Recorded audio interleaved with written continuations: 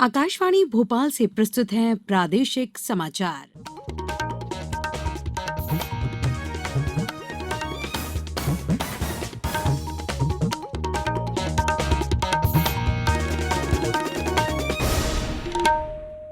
नमस्कार, समाचारों के साथ मैं पूर्वा त्रिवेदी।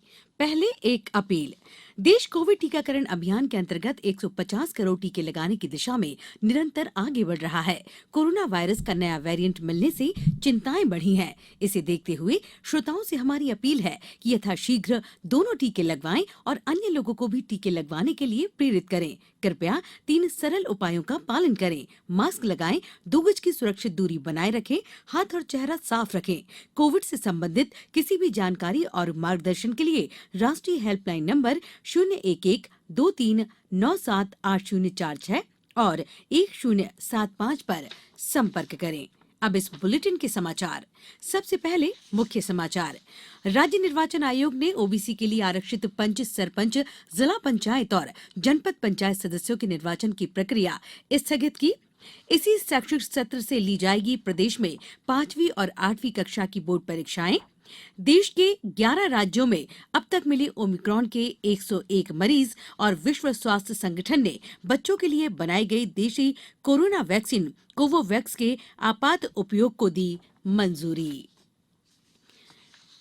सुप्रीम कोर्ट द्वारा कल अन्य पिछड़ा वर्ग आरक्षण को लेकर पंचायत चुनावों पर रोक लगाने के निर्देश के बाद राज्य निर्वाचन आयोग ने इसके लिए आरक्षित पंच, सरपंच, जिला पंचायत और जनपद पंचायत सदस्यों के निर्वाचन की प्रक्रिया स्थगित कर दी है। राज्य निर्वाचन आयोग के सचिव बीएस जामोद ने बताया कि सर्वोच्च न्यायालय द्वारा पारित आदेश के पालन में मध्य प्रदेश राज्य निर्वाचन आयोग द्वारा त्रिस्तरीय पंचायतों के आम निर्वाचन वर्ष 2021-22 के लिए जारी कार्यक्रम के अंतर्गत अन्य पिछड़ा वर्ग के लिए आरक्षित पंच, सरपंच, जनपद पंचायत एवं जिला पंचायत सदस्य के पदों की निर्वाचन प्रक्रिया स्थगित कर दी गई है। राज्य निर्वाचन आयोग द्वारा इस संबंध में कार्रवाई के लिए सभी कलेक्टर एवं जिला निर्वाचन अधिकारियों को आदेश जारी कर दिए गए हैं।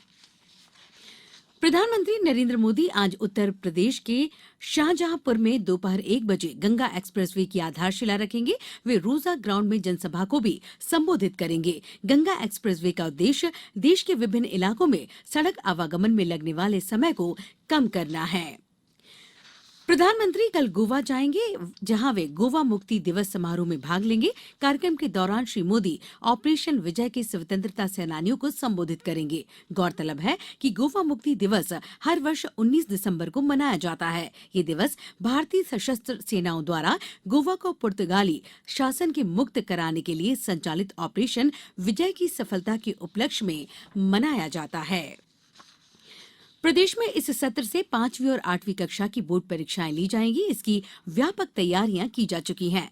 स्कूल शिक्षा राज्य मंत्री इंदर सिंह परमार ने कल भोपाल स्थित Kushabhau Thackeray international convention centre में बोर्ड रिफॉर्मर्स एंड असेसमेंट विषय पर आयोजित 2 दिवसीय राष्ट्रीय सेमिनार के समापन समारोह को संबोधित करते हुए ये जानकारी दी। उन्होंने कहा कि मध्य प्रदेश में 53 विश्व स्तरीय स्कूल बनाए जा रहे हैं। उन्होंने कहा कि शिक्षा की गुणवत्ता में व्यापक सुधार के लिए 350 सीएम राइज स्कूल की स्थापना की जा रही है। केंद्रीय सड़क परिवहन और राजमार्ग मंत्री नितिन गडकरी ने कहा कि सरकार देश में 35 बहुउपयोगी लॉजिस्टिक पार्क बनाएगी। इन पर कुल 50,000 करोड़ रुपए की लागत आने का अनुमान है। कल मुंबई में राजमार्ग परिवहन और लॉजिस्टिक्स में निवेश अवसरों पर राष्ट्रीय सम्मेलन को संबोधित करते हुए श्री गडकरी ने कहा कि ये पार्क माल ढुलाई तथा वितरण और भंडारण सुविधाएं उपलब्ध कराएंगे।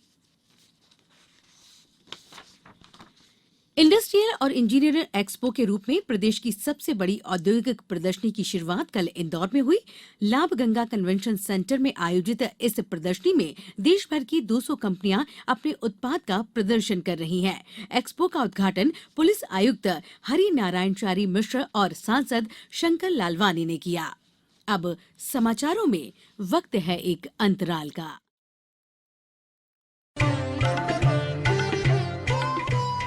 कोविड-19 से बचाव और सुरक्षित रहने के 3 उपाय। मास्क लगाएं, 2 गज दूरी है जरूरी, सुरक्षित दूरी रखें, हाथ और मुंह साफ रखें।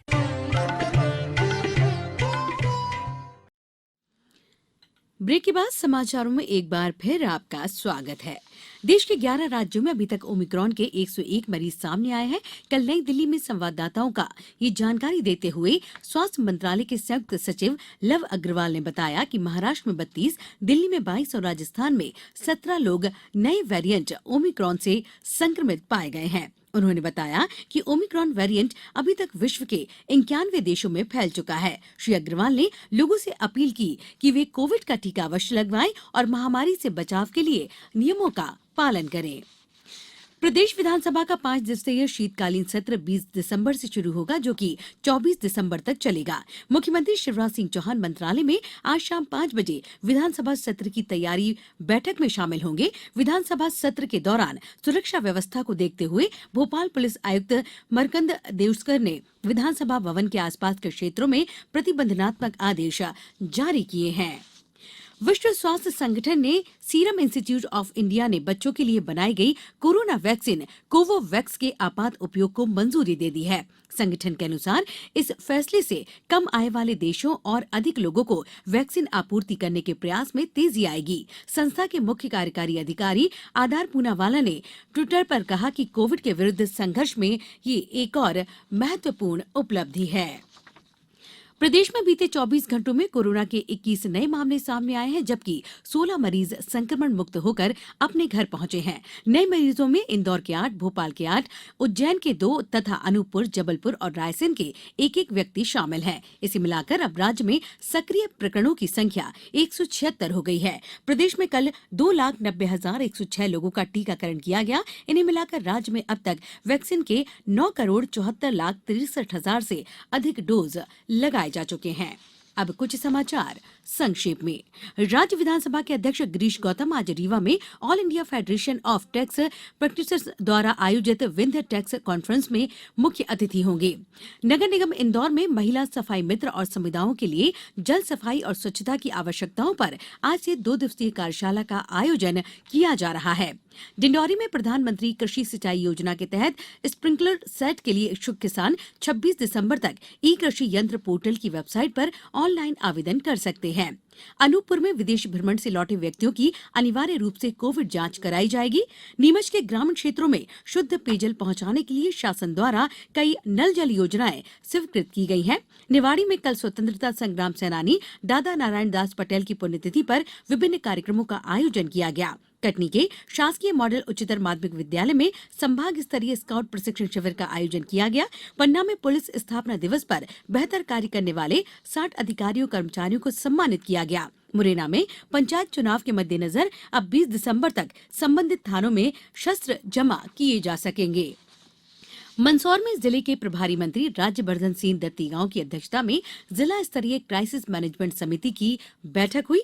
मध्य प्रदेश मानव अधिकार आयोग भोपाल के अध्यक्ष न्यायमूर्ति नरेंद्र कुमार जैन आज गुना जिले के प्रवास पर रहेंगे। Jabalpur chamber of commerce and industry द्वारा 24 से 28 दिसंबर तक 5 दिवसीय जबलपुर फूड महोत्सव का आयोजन किया जा रहा है। और होशंगाबाद जिले में आज 195 केंद्रों पर कोविड टीकाकरण किया जाएगा।